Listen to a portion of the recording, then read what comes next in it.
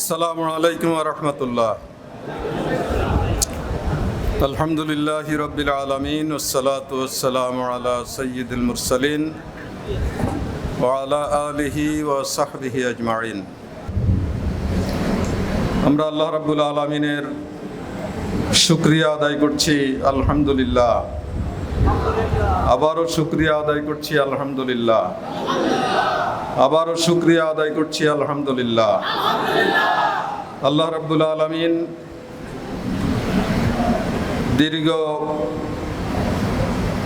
প্রায় 18 বছর একটি শ্বাসরুদ্ধকর পরিস্থিতির মাঝে একটি স্বৈরাচারী শাসনের কবলে নিমজ্জিত সরকারের হাত থেকে নারায়ণগঞ্জ সহ গোটা বাংলাদেশকে মুক্ত করেছেন। এর জন্য আবারও আল্লাহর শুকরিয়া আদায় করছি আলহামদুলিল্লাহ। বিগত 5ই আগস্ট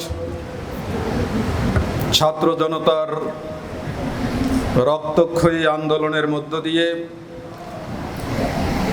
এই স্বাধীন বাংলাদেশের উপর থেকে এমন একটি জগদ্দল পাথর আল্লাহ রাব্বুল আলামিন সরিয়ে দিয়েছেন, যার কারণে আজকে আমরা এখানে কর্মী সম্মেলনে মিলিত হওয়ার সুযোগ পেয়েছি। 5ই আগস্টের আগে পিতা পুত্র একসাথে ডাইনিং টেবিলে খেতে বসেছেন, সেটাকেও ষড়যন্ত্র হিসাবে আখ্যায়িত করে তাদেরকে সেখান থেকে গ্রেপ্তার করা হয়েছিল। এইভাবে বাংলাদেশের সর্বত্রে জুলুম, নির্যাতন, অত্যাচার, খুন খারাপি, গুম, হামলা মামলা, লুটপাট, অর্থ পাচার, বাংলাদেশের অর্থ নিয়ে বিদেশে বেগম পড়া তৈরি করা, দেশের জনগণের ভোটাধিকার সহ সকল অধিকার কেড়ে নেওয়া, বাংলাদেশের বিচারালয়গুলো যেগুলো মানুষের সর্বশেষ অবলম্বন ছিল সেগুলোতে বিচারহীনতাকে স্থায়ী রূপ দেয়া সহ এমন কোনো অন্যায় কাজ এখানে ছিল না যা তারা সংগঠিত করেনি। আমরা ইতিহাসে পড়েছি আজ থেকে ১৫০০ বছর পূর্বে নবী মুহাম্মদ রাসূলুল্লাহ সাল্লাল্লাহু আলাইহি ইসলাম যে সমাজে আল্লাহর তাওহীদের প্রচার করেছিলেন সেই সমাজকে আইয়ামে জাহিলিয়াতের সমাজ বলা হতো। সেই আইয়ামে জাহিলিয়াতের সময়কেও হার মানিয়ে বাংলাদেশে বিগত প্রায় 16 বছর শেখ হাসিনা আওয়ামী লীগ যেই শাসন পরিচালনা করেছে, এটা আলাদা কোনো নাম দেওয়ার সুযোগ নেই, এটাকে আওয়ামী জাহিলিয়াতই বলতে হবে।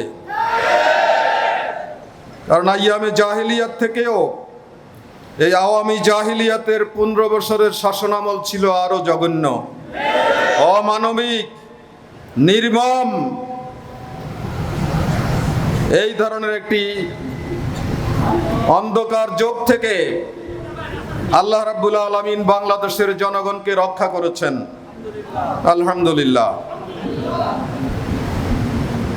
5ই আগস্ট যেই গণ অভ্যুত্থান হয়েছিল সেই গণ অভ্যুত্থানে প্রথম অবস্থায় ছাত্রদের অধিকার আদায়ের আন্দোলন ছিল, কোটা বিরোধী আন্দোলন ছিল। কিন্তু এই আন্দোলনকে দমন করার জন্য শেখ হাসিনা যে নির্মমতার পথ বেছে নিয়েছিল, যেই গণহত্যার পথ বেছে নিয়েছিল, সেই গণহত্যার মধ্য দিয়ে সর্বশেষ সরকারের পতন আন্দোলনের সূচনা হয় এবং সেই আন্দোলনে ছাত্র জনতা সর্বস্তরের জনগণ অংশগ্রহণ করে। 5ই আগস্ট সেই আন্দোলনেরই পরিসমাপ্তি ঘটে হাসিনার পলায়নের মধ্য দিয়ে।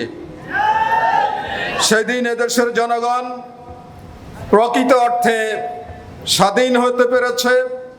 সেই 5ই আগস্টের পর থেকে এদেশের মানুষ উন্মুক্ত আলো বাতাসে তারা এখন ঘুরে বেড়াচ্ছে, তারা এখন নির্ভয়ে ঘুরে বেড়াচ্ছে।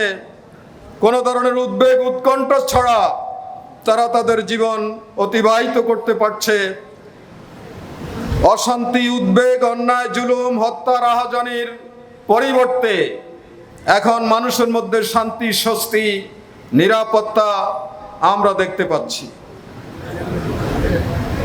এই আন্দোলনে প্রধান ভূমিকা পালন করেছেন এদেশের তরুণ ছাত্র সমাজ। তাদের আহ্বানে রাজনৈতিক দলগুলো অংশগ্রহণ করেছেন। তাদের আহ্বানে এদেশের আবাল বৃদ্ধ বনিতা, নারী পুরুষ শিশু সর্বস্তরের মানুষ রাস্তায় নেমে এসেছিল। 5ই আগস্টের রাস্তার অবস্থা আপনারা সকলেই অবলোকন করেছেন। রাজধানী ঢাকা শহর থেকে শুরু করে প্রত্যেকটি শহর নগর, এমনকি গ্রামগঞ্জের রাস্তাগুলোতে পর্যন্ত লক্ষ লক্ষ জনতা তাদের প্রায় 16 বছরের যাবতীয় ক্ষোভ, দুঃখ, বেদনা এগুলোকে তারা তাদের আন্দোলনের মধ্য দিয়ে প্রকাশ করেছে।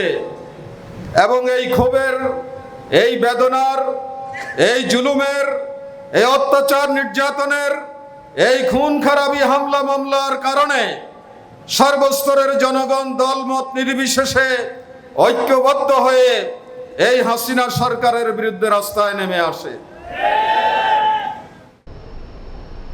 এরপরই আল্লাহ রাব্বুল আলামিনের পক্ষ থেকে এই জনপদের মানুষের উপরে সাহায্য নেমে আসে এবং সেদিন আবার প্রমাণিত হয় যে আল্লাহ রাব্বুল আলামিন জালিম স্বৈরাচারকে ছাড় দেন কিন্তু ছেড়ে দেন না। সূরা মুজাম্মিলে আল্লাহ তাআলা বলেছেন, ওয়াজারনি ওয়াল মুকাজ্জিবিনা উলিন না'মা ওয়া মাহমিলুহুম কালিলা। এই সব জালিম স্বৈরাচারী, সম্পদ লুণ্ঠনকারী, দেশের জনগণের অধিকার হরণকারী যারা শাসক, তাদেরকে আল্লাহ রাব্বুল আলামিন কিছুদিনের জন্য সময় দেন। এই সময় যদি তারা সংশোধন না হয় তাহলে চূড়ান্ত পর্যায়ে আল্লাহ রাব্বুল আলামিন তাদেরকে ধরেন। আর যখন আল্লাহ ধরার ফয়সালা নেন, দুনিয়ার কোন শক্তি তাদেরকে রক্ষা করতে পারে না। ইন্না বাতশা রাব্বিকা লাশাদীদ, আল্লাহর দর অত্যন্ত কঠিন। এই আওয়ামী লীগ সরকার হাজার হাজার মানুষের রক্ত শোষণ করেছে, খুন করেছে, তথাকথিত আয়নাগার তৈরি করে বছরকে বছর মানুষকে সেখানে নির্যাতিত করেছে। আমি মীর কাসেম আলী সাহেবের ছেলের সাথে যখন হাসপাতালে দেখা করলাম, তিনি বললেন যে চাচা, 10 বছর পর্যন্ত আমার চোখ বাঁধা ছিল, দুনিয়ার আলো বাতাস আমি দেখতে পাইনি। একটা যুবক ব্যারিস্টার, 10 বছর তার চোখ বন্ধ থাকার কারণে তার চোখে ছানি পড়ে গিয়েছে। কিছুদিন আগে তিনি অপারেশন করেছেন। এই ধরনের অগণিত জুলুম, নির্যাতন, অত্যাচার এই দেশে আওয়ামী লীগ সরকার মানুষকে উপহার দিয়েছে। অথচ কথায় কথায় তারা স্বাধীনতার চেতনার কথা বলে, কথায় কথায় তাদের মুখে স্বাধীনতার প্রেমে তাদের মুখ ঝালাপালা করে। তারা কথায় কথায় তারা স্বাধীনতাকে রক্ষা করার কথা বলে। স্বাধীনতাকে রক্ষা করা, স্বাধীনতার চেতনার মানে মানুষ হত্যা করা নয়, গুম করা নয়, জুলুম নির্যাতন নয়, অর্থ পাচার নয়, অর্থ লুটপাট নয়, দেশের জনগণের ভোটাধিকার হরণ নয়, নির্বাচন বাদ দিয়ে জোর করে ক্ষমতায় থাকা নয়, এগুলো স্বাধীনতার চেতনা নয়। আওয়ামী লীগ এগুলো করে তারা মূলত বাংলাদেশের স্বাধীনতার বিরোধী শক্তি হিসাবে প্রমাণ করেছে নিজেদেরকে। তাদের নেতা শেখ মুজিবুর রহমান সাহেব স্বাধীনতা এনেছেন বলে বড় গলায় তারা বলেন, যদি তিনি স্বাধীনতার চেতনায় বিশ্বাসী হতেন তাহলে সব দল বন্ধ করে দিয়ে এক দল বাকশাল তিনি করতেন না। তাদের লোকেরা স্বাধীনতার কথা বলে, যদি তারা স্বাধীনতায় বিশ্বাসী হতেন তাহলে 14 সালে, 18 সালে, 24 সালে জোর করে ভোটারবিহীন নির্বাচনের মাধ্যমে তারা বাংলাদেশের ক্ষমতা দখল করতেন না। সম্মানিত ভাইরা, এই হাসিনার শাসন আমলে সবচেয়ে বেশি নির্যাতিত হয়েছে, জুলুম নির্যাতনের শিকার হয়েছে ইসলাম, ইসলামী আন্দোলন, মুসলিম জাতিসত্তা, ইসলামী নেতৃত্ব, আলেম ওলামা, পীর মাশায়েখরা।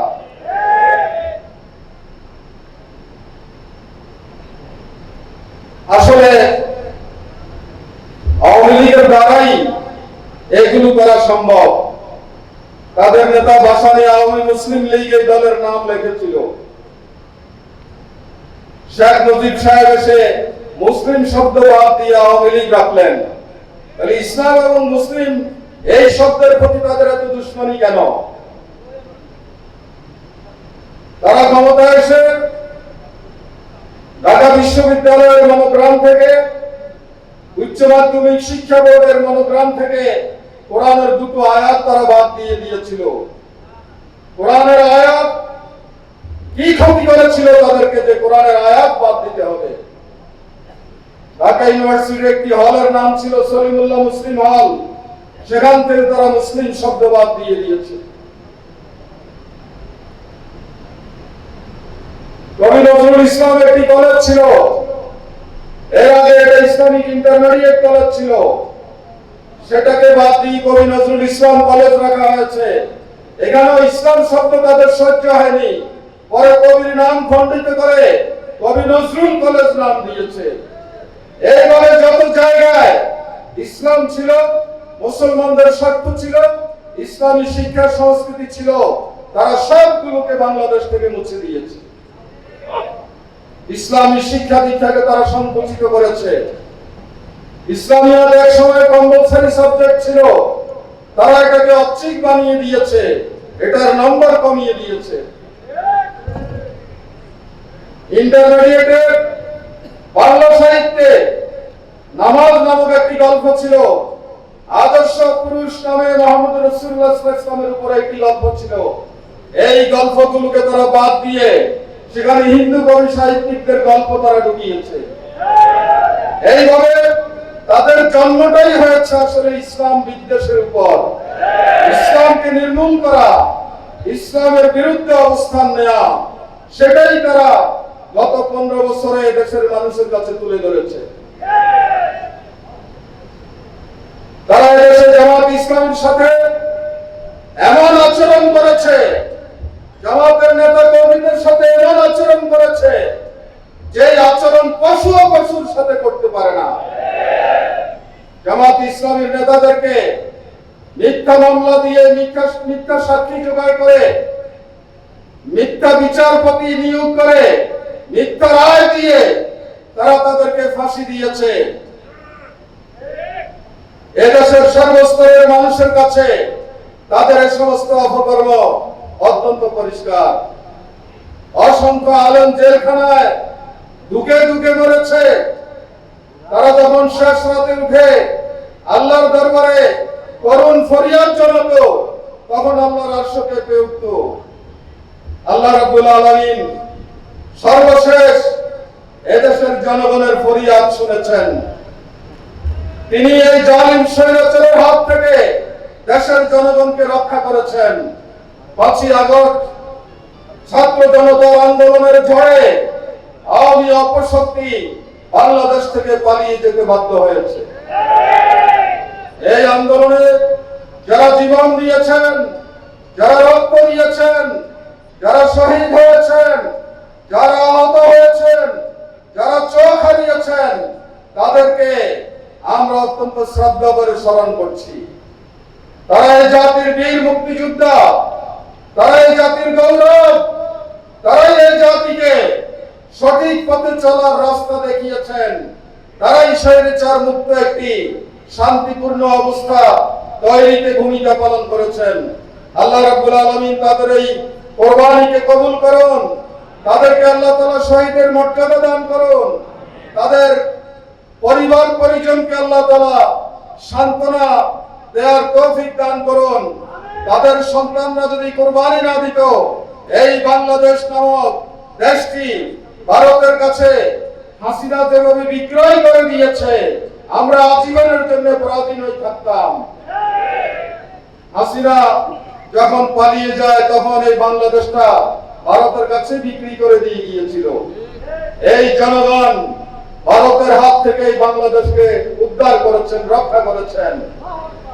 সম্মানিত ভাইরা, মালদ্বীপ থেকে যখন ভারতকে বিতাড়িত করা হয়, তখন আমাদের মধ্যে একটা আকাঙ্ক্ষা ছিল যে অল্প কয়েক লাখ লোকের ছোট্ট একটি আমাদের একটা উপজেলার মতো হবে না। সেই দেশের মানুষ যদি ভারতকে তার শোষণ জুলুম নির্যাতনকে প্রত্যাখ্যান করতে পারে, 18 কোটি দেশের 18 কোটি মানুষের বাংলাদেশ তারা কেন পারবে না? 8 আগস্ট দেশের জনগণ এটা করে দেখিয়ে দিয়েছে যে আমরা স্বাধীনতা লাভ করেছি, কারো গোলামি করার জন্য আমরা এখানে সুযোগ দেব না। সম্মানিত ভাইরা, বাংলাদেশ হচ্ছে শতকরা 92% মুসলমানের দেশ। এখানে হিন্দু বৌদ্ধ খ্রিস্টানরাও আছে, তারা আলাদা কোনো নাগরিক নয়, তারাও বাংলাদেশের নাগরিক। এখানে তারা জন্ম নিয়েছেন। আমাদের মুসলমানদের দায়িত্ব হচ্ছে তাদেরকেও সমান সুযোগ সুবিধা দিয়ে, নাগরিক অধিকার দিয়ে মিলেমিশে আমরা 18 কোটি মানুষ সেখানে শান্তিতে বসবাস করতে চাই। আমরা কারো দাদাগিরিকে গ্রহণ করব না, কারো ডিকটেশনকে আমরা মেনে নেব না, কারো পরিকল্পনা আমরা এখানে বাস্তবায়ন হতে দেব না। আমরা সমমর্যাদার ভিত্তিতে প্রতিবেশীর সাথে সৎ আচরণে বিশ্বাসী। এই শিষ্টাচার ইসলাম আমাদেরকে শিখিয়েছে। কিন্তু সেটা না করে আমাদের উপরে দাদাগিরি করবেন আর আমাদের সব কিছু লুটুপুটে খাবেন, এই সুযোগ আমরা দেব না ইনশাআল্লাহ। সম্মানিত ভাইরা, এই বাংলাদেশ শাহজালালের বাংলাদেশ, এই বাংলাদেশ শাহ মাকদুমের বাংলাদেশ, এই বাংলাদেশ হাজী শরীয়তুল্লাহর বাংলাদেশ, এই বাংলাদেশ তিতুমিরের বাংলাদেশ, এই বাংলাদেশ শাহ অলিউল্লাহর বাংলাদেশ, এই বাংলাদেশ শামসুল হক ফরিদপুরের বাংলাদেশ, এই বাংলাদেশ নিজামী সাহেবের বাংলাদেশ, সাইদি সাহেবের বাংলাদেশ, মীর কাসিম আলীর বাংলাদেশ, কামরুজ্জামানের বাংলাদেশ, আব্দুল কাদের মোল্লার বাংলাদেশ, অগণিত শহীদের বাংলাদেশ হচ্ছে এই বাংলাদেশ। এই বাংলাদেশ রবি ঠাকুর বঙ্কিমচন্দ্রদের বাংলাদেশ নয়। অগণিত রক্তের বিনিময়ে এই বাংলাদেশ কিনা হয়েছে, আমাদের রক্তে কেনা বাংলাদেশ। এখানে কোনো অপশক্তিকে আমরা বরদাস্ত করব না। সম্মানিত ভাইরা, 5ই আগস্টের পর যে অন্তর্বর্তীকালীন সরকার জনতার অভ্যুত্থানের প্রতিনিধিত্ব করার জন্য ক্ষমতায় বসেছেন, আমাদেরকে তাদেরকে সহযোগিতা করতে হবে। তাদেরকে তাদের প্রয়োজনীয় সংস্কার কাজ দ্রুত সেরে ফেলার জন্য তাদেরকে বিভিন্নভাবে পরামর্শ দিতে হবে। তাদের কার্যক্রমে কোনো ভুল ত্রুটি হলে তাদেরকে ধরিয়ে দিতে হবে। সকলে মিলে আমাদেরকে একটি নিরপেক্ষ নির্দলীয় তত্ত্বাবধায়ক সরকারের মাধ্যমে অবাধ ও সুষ্ঠু গ্রহণযোগ্য পার্টিসিপেটরি নির্বাচন হওয়া পর্যন্ত তাদের পাশে আমাদেরকে থাকতে হবে। এই ঐক্যকে অটুট রাখতে হবে। এই ঐক্যকে নস্যাৎ করতে পারে এই ধরনের কোন অপশক্তিকে আমরা কোন অবস্থাতেই বরদাস্ত করব না। সম্মানিত ভাইরা, এই অবস্থায় জামাত ইসলামী একটি সচেতন রাজনৈতিক ইসলামী সংগঠন হওয়ার কারণে অন্যদের তুলনায় আমাদের দায় দায়িত্ব অনেক বেশি। আমাদেরকে সবরের সাথে, ধৈর্যের সাথে, বুদ্ধিমত্তার সাথে বর্তমান ছাত্র জনতার ঐক্যকে অটুট রেখে আমাদেরকে দেশ গড়ার কাজে ভূমিকা পালন করতে হবে। আমরা এটা বিশ্বাস করি, বর্তমান যে পরিবর্তন এসেছে এটা একমাত্র পরিবর্তন নয়, সর্বশেষ পরিবর্তন নয়। এই পরিবর্তনটা হচ্ছে কাঙ্ক্ষিত পরিবর্তনের প্রথম ধাপ মাত্র। এই ধাপ অতিক্রম করে পর্যায়ক্রমে বাংলাদেশে কোরআন ও সুন্নাহর ভিত্তিতে একটি কল্যাণধর্মী ইসলামী রাষ্ট্র কায়েম হচ্ছে আমাদের চূড়ান্ত লক্ষ্য। সেই লক্ষ্যে আমাদেরকে এগিয়ে যেতে হবে। সেজন্য জামাত ইসলামীর কর্মীদেরকে এই সময়ে যেই কাজগুলো করতে হবে, আপনারা যদি সেগুলো ধারণ করতে পারেন এবং নারায়ণগঞ্জের ময়দানে সেই কাজগুলো আপনারা করে সফল হতে পারেন, তাহলে আমরা আমাদের চূড়ান্ত মঞ্জিলে পৌঁছতে পারবো ইনশাআল্লাহ। আমাদের এক নম্বর দায়িত্ব হচ্ছে আমাদেরকে ঈমানের দৃঢ়তা নিয়ে পথ চলতে হবে। আমরা যেই সত্যকে বিশ্বাস করি, যেই নবী রাসূলদেরকে বিশ্বাস করি, যেই কোরআন ও সুন্নাহকে বিশ্বাস করি, যেই আদর্শকে আমরা বিশ্বাস করি, সেই আদর্শের উপরে সর্ব অবস্থায় আমাদেরকে দৃঢ় থাকতে হবে। আল্লাহর কোরআন বলেছে, ইন্নাল্লাযীনা ক্বালু রাব্বুনাল্লাহু সুম্মা ইসতাকামু তাতানাজ্জালু আলাইহিমুল মালায়েকা, যারা আল্লাহকে রব হিসেবে স্বীকার করে তার উপরে সুদৃঢ় অবস্থান গ্রহণ করতে পারে, এই ধরনের দৃঢ় বিশ্বাসী ঈমানদার জনপদকে আল্লাহ তাআলা ফেরেশতা দিয়ে সাহায্য করেন, উন্নয়ন অগ্রগতির দিকে নিয়ে যান। জামাত ইসলামীর কর্মীদেরকে সেই ঈমানের উপরে প্রতিষ্ঠিত থেকে এই দেশটাকে 15 বছরে যেভাবে নোংরা করা হয়েছে, অপবিত্র করা হয়েছে, এই দেশটাকে আমাদেরকে পবিত্র করতে হবে।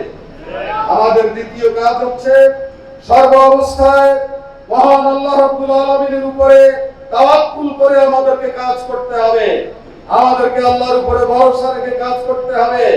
আমাদেরকে তাকে বিশ্বাস করে, তার উপরে ভরসা করে আমাদেরকে সামনের পথ চলতে হবে। আমরা কোনো অবস্থাতেই কোন ধরনের আপোষকামিতায় বিশ্বাসী না। আপোষহীন সংগ্রামের মধ্য দিয়ে এই দেশটাকে কল্যাণধর্মী দেশ হিসাবে আমাদেরকে গড়ে তুলতে হবে। আমাদের আরেকটি দায়িত্ব হচ্ছে, যেই ছাত্র জনতা আমাদের জন্য এই ধরনের বিজয় এনে দিয়েছেন, সেই ছাত্র জনতার ঐক্যকে নষ্ট করার জন্য পতিত স্বৈরাচারের বিভিন্ন এজেন্টরা শহর নগর বিভিন্ন জায়গায় তারা ষড়যন্ত্র পাকাচ্ছে, বিভিন্ন জায়গায় গোলযোগ তৈরি করার চেষ্টা করছে। আমাদেরকে এ ব্যাপারে সতর্ক সচেতন থাকতে হবে এবং এই জাতীয় অপশক্তিকে আমাদেরকে তাদের সকল অপকর্মকে দমন করার জন্য বুদ্ধিবৃত্তিক উপায়ে আমাদেরকে ভূমিকা পালন করতে হবে। ছাত্র জনতার ঐক্যের মাধ্যমে সব ষড়যন্ত্রকে আমাদেরকে নস্যাৎ করে দিতে হবে। আমাদের দায়িত্ব হচ্ছে বর্তমানে এদেশের জনগণ অতীতের যে সমস্ত শাসক বাংলাদেশকে শাসন করেছে, এই সব শাসনে জনগণ হতাশ নিরাশ। কোন দিকে জনগণ যাবে তারা পথ খুঁজে পাচ্ছে না। তাদের পথের দিশা আমাদেরকে দিতে হবে। ছাত্র জনতার আন্দোলনের মধ্য দিয়ে এদেশের মানুষ এটা প্রকাশ করেছে যে আমরা শান্তি চাই, আমরা গণতন্ত্র চাই, আমরা ভোটাধিকার চাই, আমরা জুলুমের অবসান চাই, আমরা শোষণ বঞ্চনা থেকে মুক্ত হতে চাই, আমরা আধিপত্যবাদী সম্প্রসারণবাদী শক্তির কবল থেকে বাংলাদেশকে রক্ষা করতে চাই, আমরা আমাদের মৌলিক অধিকার ফিরে পেতে চাই। এই যে জনগণের চাওয়া এবং পাওয়া, এটা তাদের ন্যায্য পাওনা, ন্যায্য চাওয়া। এই পাওনাগুলো পরিপূর্ণভাবে কোন দল ব্যক্তি এগুলো দিতে পারে না। এগুলো একমাত্র দিতে পারে আল্লাহর পক্ষ থেকে যে জীবন বিধান আমাদের প্রতি নাযিল হয়েছে আল কোরআন। সেই কোরআনই মানুষের জীবনের সকল চাওয়া এবং পাওয়া নিশ্চিতভাবে দিতে পারে। এই ব্যাপারে কোনো সন্দেহ নেই। কেউ যদি সন্দেহ করেন তার ঈমান থাকবে না। দুর্ভাগ্যজনক, আমাদের দেশের মুসলমানদের মধ্যে এক শ্রেণী পাওয়া যায় যে আজকের যুগে কি কোরআনের শাসন চলতে পারে, আজকের যুগে কি ইসলামী শরিয়া চলতে পারে, আজকের যুগে কি আধুনিক একটা কল্যাণ রাষ্ট্র ইসলাম কায়েম করতে পারে, এই সন্দেহ যদি কোন মুসলমানের মধ্যে থাকে তাহলে তিনি ঈমানদার থাকতে পারবেন না। আল্লাহর কোরআন এটা বলে দিয়েছে। সুতরাং জনগণের চাওয়া যদি পরিপূর্ণভাবে আমরা পূরণ করতে চাই তাহলে কোরআনের কাছে আসতে হবে, ইসলামের কাছে আসতে হবে, রাসূলের আদর্শের কাছে আসতে হবে। 1400 বছর আগে 4 খলিফার নেতৃত্বে যেই খেলাফতে রাশিদা চলেছে, সেই খেলাফতে রাশিদার আদলে আরেকটি কল্যাণ রাষ্ট্ররূপে বাংলাদেশকে গড়ে তোলার জন্য প্রত্যেক মুসলিম নরনারী, ছাত্র, শ্রমিক, যুবক তাদেরকে আল্লাহর দ্বীন কায়েমের জিহাদে ঐক্যবদ্ধ হতে হবে, শামিল হতে হবে। তাহলে এদেশে শান্তি আসবে, কল্যাণ আসবে।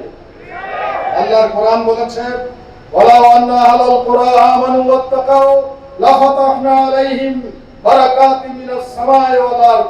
আল্লাহ বলছেন, কোন জনপদের লোকেরা যদি মুত্তাকি হয়, পরহেজগার হয়, খোদাভীরু হয়, আমানতদার হয়, বিশ্বস্ত হয়, আল্লাহভীরু হয়, তাহলে সেই জনপদে আসমানের বরকতের দরজা আল্লাহ খুলে দেবেন, জমিনের বরকতের দরজা খুলে দেবেন। অবারিতভাবে আসমান জমিন রহমত, বরকত, সাহায্য নাযিল করবে এবং এর বদৌলতে এই দেশটি একটি সোনার টুকরায় পরিণত হবে। শেখ মুজিব যে সোনার বাংলা চিন্তা করেছিলেন আর বলেছিলেন চতুর্দিকে চোর, আমরা গ্যারান্টি দিতে পারি শেখ মুজিবের সোনার বাংলা কার্যতই প্রকৃত সোনার বাংলা হিসাবে গড়ে তুলতে পারে ইসলাম, কোরআন, সত্যিকার ইসলামী শাসন। সে কারণে আমাদেরকে সেই বিষয়টি জনগণের ঘরে ঘরে নিয়ে যেতে হবে, মানুষকে এটা বলতে হবে আমরা ইসলাম চাই, ইসলামী রাষ্ট্র চাই, ইসলামী কল্যাণ রাষ্ট্র চাই। প্রতিটি ঘর থেকে এই স্লোগান আমাদেরকে তুলতে হবে, আমরা আল্লাহর আইন চাই, শাসকের শাসন চাই। এছাড়া জনগণের ভাগ্যের পরিবর্তন আর কোনো মন্ত্রতন্ত্র দিয়ে সম্ভব নয়। সম্মানিত ভাইরা, আমরা জামাত ইসলামের কর্মী হিসাবে আরেকটি বিষয় আপনাদেরকে আমি বলতে চাই যে সংগঠনের আনুগত্য, নিয়ম শৃঙ্খলা মেনে আপনারা চলবেন। সংগঠন মানেই হচ্ছে শৃঙ্খলা, সংগঠন মানেই হচ্ছে আনুগত্য, সংগঠন মানেই হচ্ছে নেতৃত্বের, সংগঠনের কমান্ড মেনে চলা। এই বৈশিষ্ট্য আমাদেরকে বজায় রাখতে হবে। আমাদেরকে জামাতি জীবন যাপন করতে হবে। আর জামাতি জীবন যাপন তখনই হবে যখন প্রত্যেকটি ইউনিটে জামাতের কর্মী সমর্থকরা নিয়মিত ভাবে বসবেন, 4টি প্রোগ্রামে শামিল হবেন, নিজেদেরকে এর মধ্য দিয়ে ভালো মুসলমান হিসাবে গড়ে তোলার চেষ্টা করবেন। তখনই আমাদের জামাতি জিন্দেগি সম্পন্ন হবে। আমি আপনাদেরকে মজবুতভাবে জামাতবদ্ধ জীবন যাপনের প্রতি দৃষ্টি আকর্ষণ করছি। আমাদেরকে রাজনৈতিক ও সামাজিক অঙ্গনে মানুষের অধিকার আদায়ে অগ্রণী ভূমিকা পালন করতে হবে। বহু খেটে খাওয়া মানুষ আছে, অধিকার হারা মানুষ আছে, বঞ্চিত মানুষ আছে, ন্যায় বিচার থেকে বঞ্চিত, বিভিন্ন মৌলিক অধিকার থেকে বঞ্চিত। এইসব বঞ্চিত মানুষের জন্য আমাদেরকে আল কোরআন বলেছে, তোমরা সাহায্যকারী বন্ধু হিসাবে তাদের পাশে তোমরা দাঁড়াও। আল্লাহর নবী বলেছেন, ইরহামু মান ফিল আরদ ইয়ারহামুকুম মান ফিস সামা। তোমরা জমিনে যারা আছো তারা মানুষের প্রতি দয়া করো, আর আসমানুল্লাহ তোমাদেরকে দয়ার সাগরে, দয়ার কাছে কোলে টেনে নেবেন। জামাত ইসলামের নেতা কর্মীরা মানুষের প্রতি দয়াদ্র হতে হবে। মানুষের প্রতি তাদের যে দায়িত্ব আছে, বিপদ মুসিবত, দুঃখে সুখে তাদের সাহায্য সহযোগিতা এগিয়ে যাওয়া, এই কাজে আমাদেরকে আত্মনিয়োগ করতে হবে, যাতে কেউ বিপদে পড়লে অন্য দলের কাছে না গিয়ে সর্বাগ্রে জামাতের নেতা কর্মীদের কাছে এসে তারা তাদের সমাধান খুঁজে পেতে পারে। এই ধরনের গুডউইল আমাদের তৈরি করতে হবে।